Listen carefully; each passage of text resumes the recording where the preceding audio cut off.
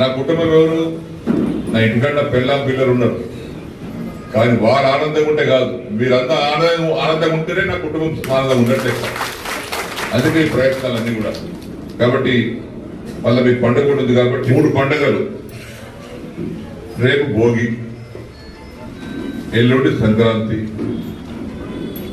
మన అవతల ఎల్లుండి కనుమ.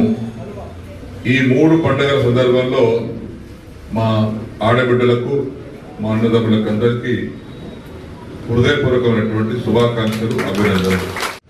29 మంది ముఖ్యమంత్రులు ఉన్నారు, 29 రాష్ట్రాలు ఉన్నాయి. కానీ కళ్యాణ లక్ష్మి సాధింపు వారికి ఇచ్చేటువంటి ఒకే ఒక రాష్ట్రం తెలంగాణ రాష్ట్రమే దేశంలో, ఇక్కడ లేదు.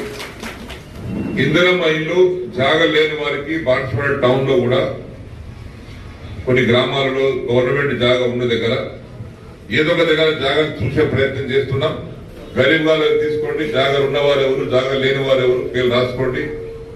తప్పనిసరిగా పొంగులేటి శ్రీనివాస్ రెడ్డి గారితో మాట్లాడి, రేవంత్ రెడ్డి గారితో మాట్లాడి, నేను బాలరాజు గారు కలిసి మన నియోజకవర్గంలో గరీబ్ ఉన్నటువంటి పేదవారికి ఒక్క వ్యక్తి కూడా, ఒక పేద కుటుంబం కూడా నాకు ఇల్లు లేదు అనే మాట వినబడద్దు నాకు, అందరికీ.